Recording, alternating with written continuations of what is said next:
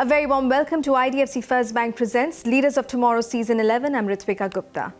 We are kickstarting the year with forecast interviews, deep diving into some of the biggest sectors. And on the show today, the focus will be on the FMCG space, especially the beverage industry in India. I'll be in conversation with Piruz Khambatta, Chairman and Managing Director, Rasna. Listen in.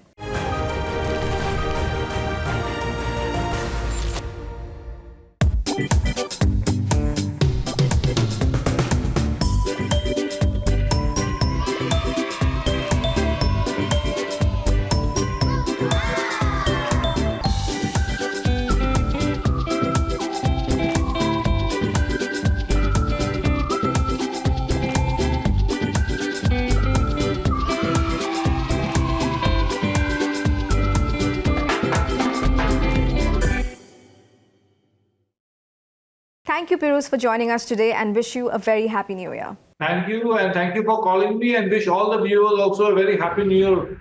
So, Piruz, let's begin by talking about the FMCG industry.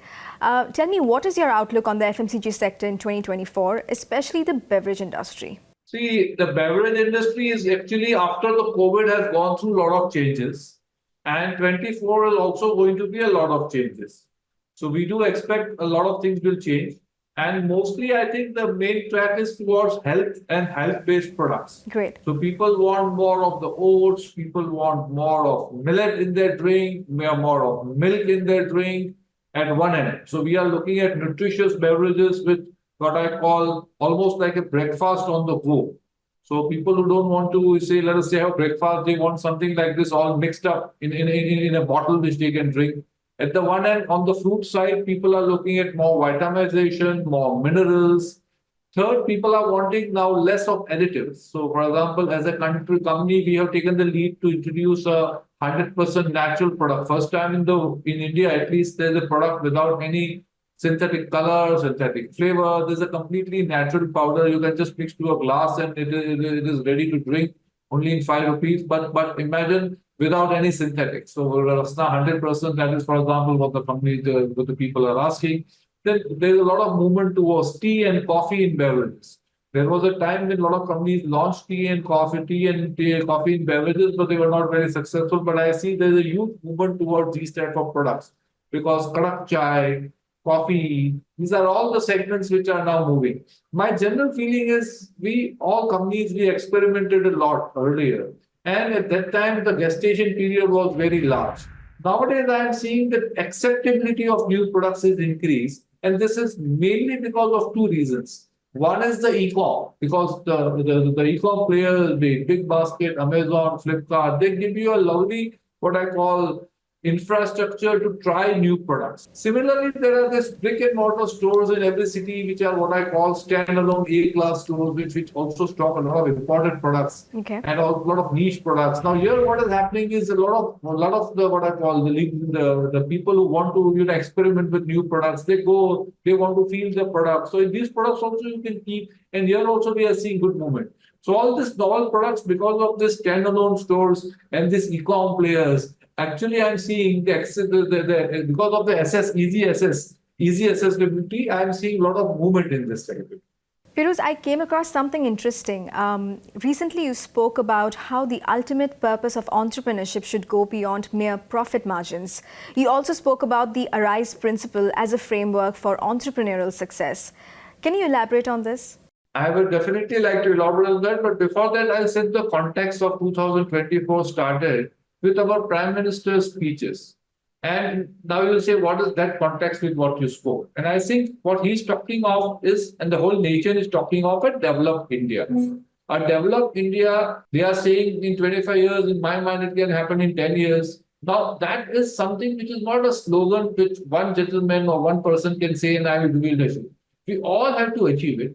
And I really do believe the industrialist businessmen have a very big role in this. We have a very big role in developed India. And now that is where I would like to bring in your question, that is where I call social entrepreneurship, entrepreneurship with a purpose, business with a purpose comes in.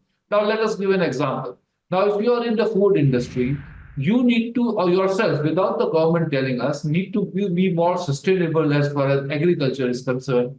ensure that we work with the farmer and to get double value for his crop, ensure that we work with the farmer on his yields, ensure that he also makes with less drop the crop, ensure that he uses organic fertilizers and there is no chemical in what he does. Similarly, in the whole value chain which we have, we need to become more green, be it the packaging, be it everything. Absolutely. The FMCG industry, food industry, we have to move to recyclable plastic on our own. Now, these are all the signs of developed India is not only GDP growth. Developed India as a nation, are we equipped to do all this? Then we ensure that the money which we earn, the profit, we share with our stakeholders. We ensure that we do CSRs, we work with like-minded NGOs on various healthcare, Sure. education initiatives, help the government reach those goals. Develop India goals also are healthcare, education. So industrialists, how we can be part of it. And most important, create what I call meaningful jobs. See, the whole thing nowadays, the whole debate is AI. And I strongly believe that the problem is that when you have a services-led economy, all those debates come. I somehow believe that India, with its large population, our economy should be a manufacturing-based economy and more where labor-intensive manufacturing is there. So leather, food processing, textiles, agriculture-led agri-commodities, all this is also where industrialists should put their money. When you put your investment in these industries, you are also being part of the inclusive growth of the nation in a very big way. Absolutely. So I do believe that this is how we should work together with the government. Together only we can make this goal possible. So I somehow believe that by working together with the government, by resolving this trust deficit, working as one team India, we will be able to achieve this developed goal much, much further. And I believe that that is the reason why we need to work with the government scheme.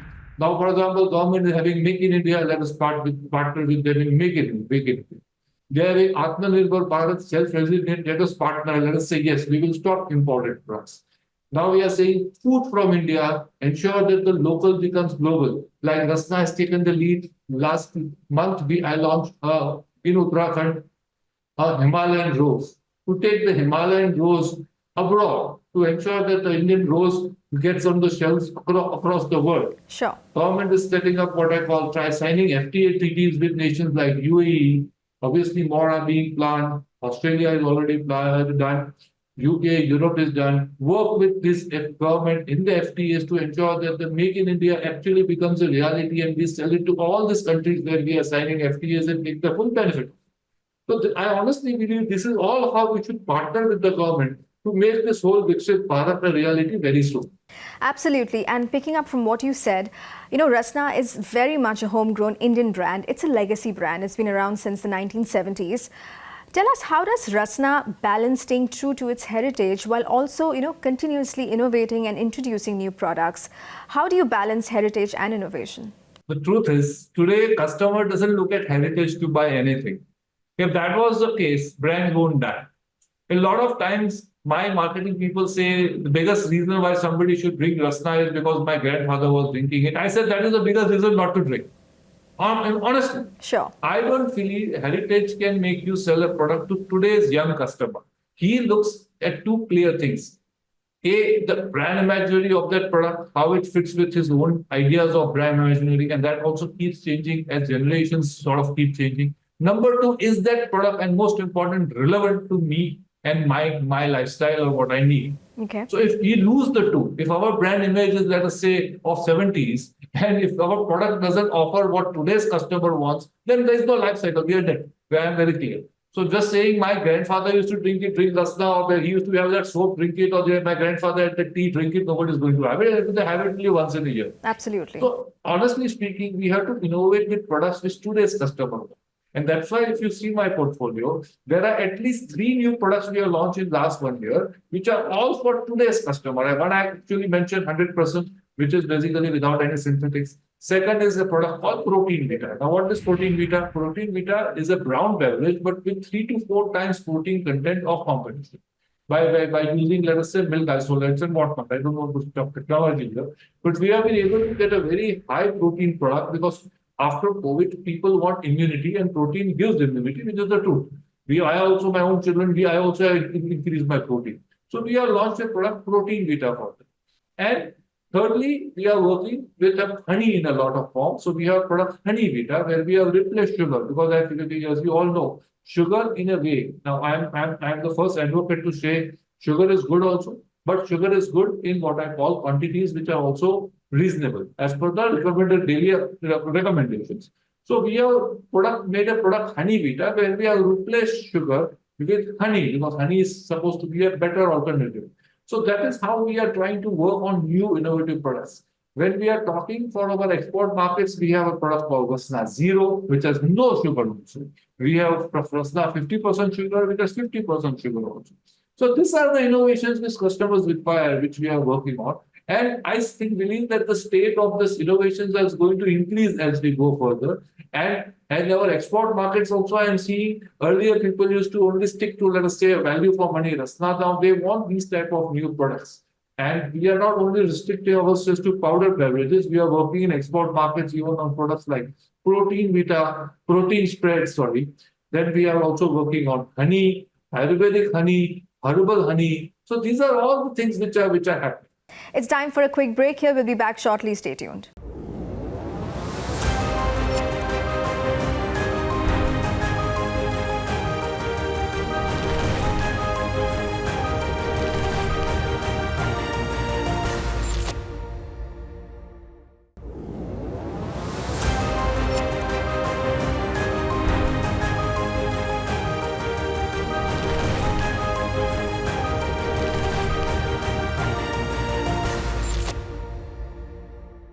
Welcome back. You're watching IDFC First Bank Presents Leaders of Tomorrow Season 11, in conversation today with Piruz Khambatta, Chairman and Managing Director, Rasna.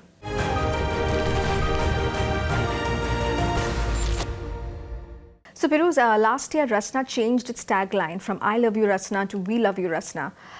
Could you elaborate on how that has panned out, how it perhaps reflects on the evolution of Rasna to connect with a broader audience? I think if you ask me, it was a little small change. I still believe this I love you Rasna only. But when it was a group, people say we love you Rasna. So I somehow believe that the whole idea of last year's ad, and every year we change ad, and obviously when we are talking tomorrow or day after tomorrow in Mumbai, we are shooting a new Rasna ad with a celebrity. I can't talk about it now. But obviously there we are going to have another, what I call another way love you Rasna is being said. In last year ad, we wanted to show that an affluent family, everybody in the affluent family, including the grandmother and children, are all enjoying Rasna in a party. And that is the reason why we went to Be Love You Rasna. But let me put it this way, as I said earlier, we have to ensure that our brand, the emotional part of the brand architecture fits the new generation. And if you ask me, the whole ad was suited towards that. If we portrayed a new India and how a new India has adopted Rasna as a party drink last year. And I think with that whole theme, the We Love You Rasna actually suited very well, because we are not talking of one girl saying Love You Rasna, we are talking of the whole family saying we love you Rasna, because if we are trying to portray that for a rich, affluent family, Rasna is a party drink. So actually it went with that theme. Next day after tomorrow, the ad we are shooting actually is a different theme. But just to give you a highlight in that theme, we are going to talk of the USP of the product, not so much as the party of the product. Fantastic. So what is the specific USP in Rasna, and what can Rasna do for you in terms of the functional benefits? So of course, the way there we are going to show Love You Rasna in a very different format. So changing gears a little bit, last year during the union budget, there were a number of incentives announced for advances in food infrastructure, R&D and innovation. What are your expectations from this year's budget? See, this year's budget is going to be a vote on account. So honestly speaking, I don't think there are going to be any major announcements in terms of any big, because obviously in a vote account has own limitations. But I think as the government is now working towards a fully developed India, Vikshit Bharat, it will definitely have what I call highlights of what the government is planning to do next 5 years, because this government is convinced that they are going to come for the next 5 years. And I am sure the budget is going to give that highlight of what they are going to do. I definitely believe more money would be allocated to healthcare, agriculture, defense. I do believe that even there might be some changes in the personal income tax, if at all that is possible, because of the vote account. But I don't believe any big ticket things would be happening this year. I think that will happen in the next full budget, which will happen probably next year or after a few months. So I don't think anything major is going to happen now. Piruz, we are living in the age of digitization. Tell me, what role does e-commerce play in your business strategy? Digitalization actually, before e-commerce, it started playing a lot of role in the logistics of the company. And I think all our companies have ERPs. So earlier, the big problem was we never knew what to reach where. So today, inventory management, logistic planning, where the truck to move from other depot to which depot, all that is happening very well with the way the technology is adopting. Number two, I did mention about the importance of e-com. And of course, e-com is now being integrated with our own sites also. Rasna has its own selling site also where people can buy Rasna on the net. Sure. But we are also partnered with all the big players. And there are two types of players. One are B2B, which are basically e-com players which are reaching out to the retailers. So today what they do is they go with their people with a tag, and on the tab they have various FMCG products including Rasna. And the salesman sells in Rasna salesman, he sells only Rasna, but those people sell all products. Okay. And they have offers. And a lot of people have now registered through those B2B players, and we are seeing a huge moment of a sale. In fact, to give you some number, we are expecting 5% of our sales, which is from almost zero this calendar year, from B2B e-com. And there are many players, Jumbo Tail, Udan, and we have, let us say, tie-ups with them. We give them banner ads. Sometimes we also, subsidize their salespeople. So I see huge amount of traction there.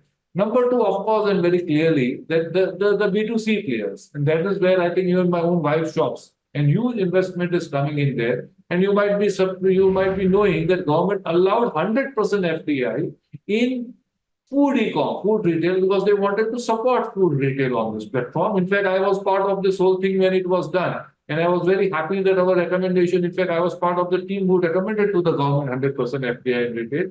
Of course, it benefited the retailers much more than the manufacturers, but fine, we also gained because ultimately we got a new market. So to that extent, I think this whole thing has changed, as I said earlier also, the way modern India, urban India buys, and urban India tries new products. So I think this is something very good. And we are also able to communicate better with our customers, because on this B2C ads, we can have banner ads, we can do video ads. So I think it's a better form of communication which technology we are using.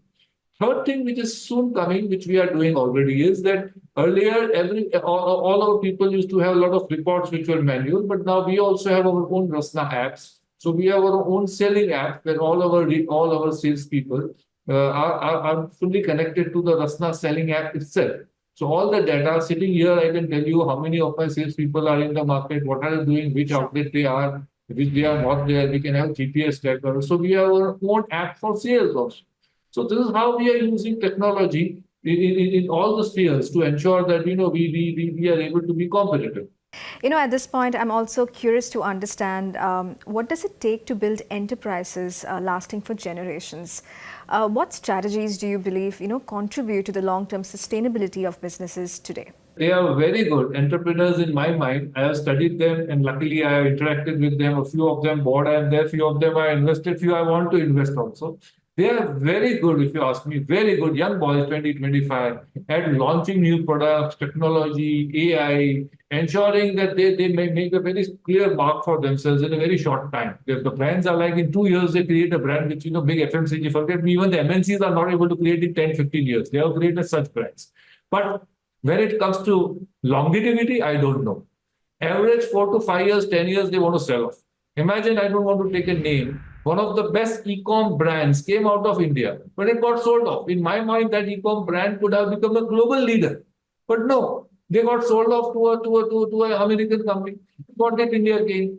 I somehow believe that there has to be a plan not to sell. There has to be a plan that this company will last generations together. Of course, if your family is not intending to sell, somebody else will run it. Maybe the public will own it. But I think startups have to be very clear that they have to start up and also build it for generations to come and to last, which you said. And the reason they don't last is because I think, if you ask me, these entrepreneurs, when they start as entrepreneurs, let me tell you. In 3-4 years' time, they become merchant bankers. Let me repeat. They start startups as entrepreneurs, lot of passion, lot of energy, lot of new things. They want to innovate, few new things. 4-5 years, they sit in boardrooms and meet nice people in nice jackets, and they become, merchant bankers. They want to talk of evaluations, EBITDA multiples, falana, dhikna. They want to target money next round, third round, fourth round. how many rounds they will take, how much money they will make. And in this whole game, the whole entrepreneurship innovation goes. And then suddenly what happens when all the other people come in, they control you. So ultimately they get a term sheet, we'll give you 100, but then they become managers in their own company. Then they are no longer promoters. And then suddenly they move out because obviously they don't have any equity. So that's the company over. So startup has ended. So that is why I believe that entrepreneurs should not look at that way. They should look long haul, not leverage too much, not take too much equity, grow steadily. Little bit growth would be slower. Better thing is go steady, slow and steady for the long run, and let us not be greedy. Let us focus on the business, and automatically the business will grow, and automatically valuations can come. Small companies, all the lot I call the companies which have lasted generations, grow in its own space. So I think that is the right way. That is my advice to everyone. And finally, what is that one piece of advice you'd offer to aspiring entrepreneurs and MSMEs watching our show today? What would you like to tell them? I somehow believe they are doing a good job. I am very proud. Honestly, I am very proud of the Indian MSMEs and Indian young people. And I believe we should carry on with the good work and with the full focus, work with the government, truly work with the government, work with civil society, work with a lot of people who are doing a good job, be one team. And honestly, I believe, let us make India what we want India to be. Absolutely. Let us make an India where we will want our own children to be here. Let us make an India where we will want it to be here. Let us make an India that the world will come to India. And I think this is the generation we will get it. Yeah, this is the generation we are waiting for. And I'm lucky, we are all lucky. I'm lucky, we are all lucky today that we are part of this real growth period of the Indian economy, of India. And India's time is here. Nobody can stop us. Only thing is how quickly can we become number one? And I think that's where we have to work with the government and fully in devotedly on this. Well, fantastic. It was great chatting with you, Piruz. Thank you so much for being with us today. Thank you. My pleasure. And wish again all the viewers a very happy and prosperous week. Thank you. With that, it's a wrap on this edition of IDFC First Bank Presents Leaders of Tomorrow Season 11. We hope you enjoyed the conversations. Thank you for watching. Goodbye.